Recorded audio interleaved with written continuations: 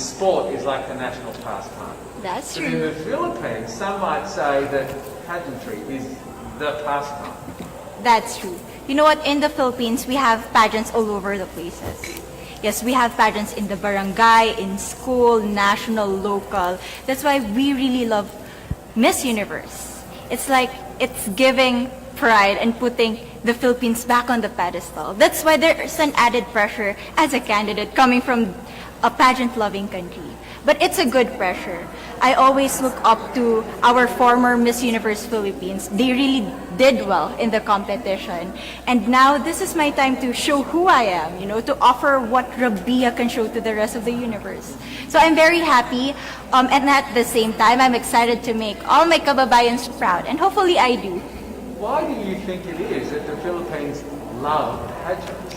They have appreciation for beauty.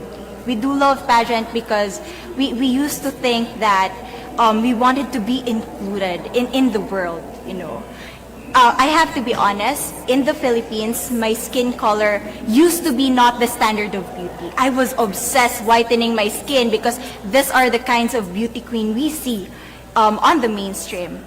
But things were different now. That's why I'm very proud to be a morena. In the Philippines, we call it morena. It's brown skin girl.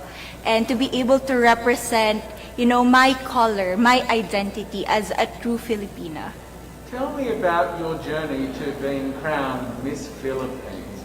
In a world that, in a country I should say, that loves pageants. That must have been a very intense process. Tell me about, your journey to being Miss Philippines. Well, my journey was crazy. You know what?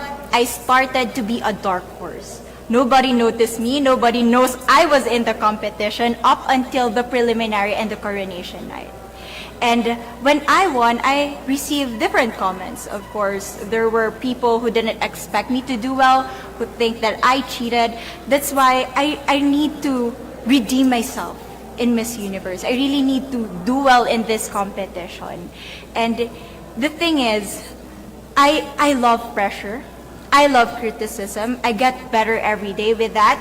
You tell me I cannot do that, I turn to you and I'm going to say that, no, I can do it for myself. Good for you. So how does it feel then to be on the global stage? How do you feel to be here in this moment, right now? It's crazy, but I'm overwhelmed with the support, not just from the Filipino community, but also from Thailand, Latin countries who do appreciate me as a candidate, as a person. It motivates me that I am beautiful, I can offer so much in this world, and when somebody believes in you, it gives you that extra energy to really do well and perform well.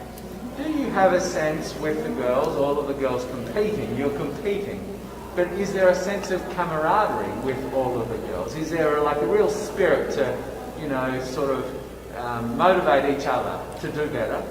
You know what? I have a different idea about Miss Universe. I thought it's going to be very competitive, in a healthy way, well, of course. But now I can see every girl helping each other, from fixing those hairs, from trying to zip up those outfits. It speaks of the closeness and the kind of camaraderie that we want to have. The goal of Miss Universe is not just to crown one girl, but also to build a genuine and long-lasting friendships among us. Would you say within the Miss Universe world, the contestants, is there a sisterhood? Are you sisters?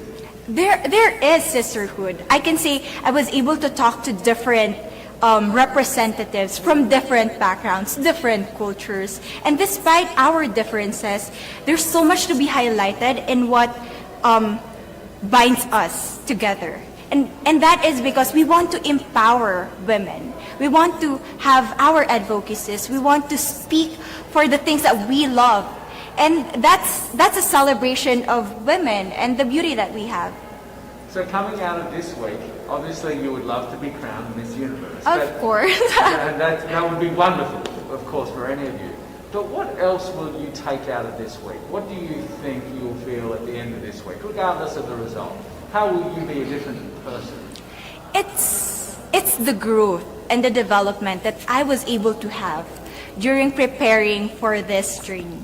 I will be honest, there was a moment that I lost my identity. because I was put under pressure. I was in that position in which I feel like I'm not good enough. I'm not a good representative of my country, but I was able to bounce back stronger.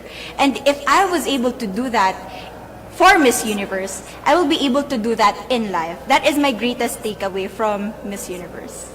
Okay, so Philippines have a huge amount of fans. Yes. I want you to give us a little bit of a message to the fans here and at home. But send a message. What would you say to all the fans in the Philippines? To all my fans from the Philippines and from all over the world, maraming salamat po. Thank you so much for loving me and for believing in me.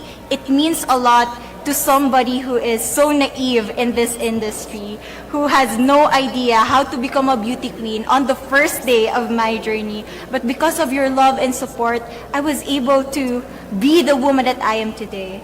And regardless of the result, I may or I may not win the crown, but one thing is for sure, I'm gonna make you all proud.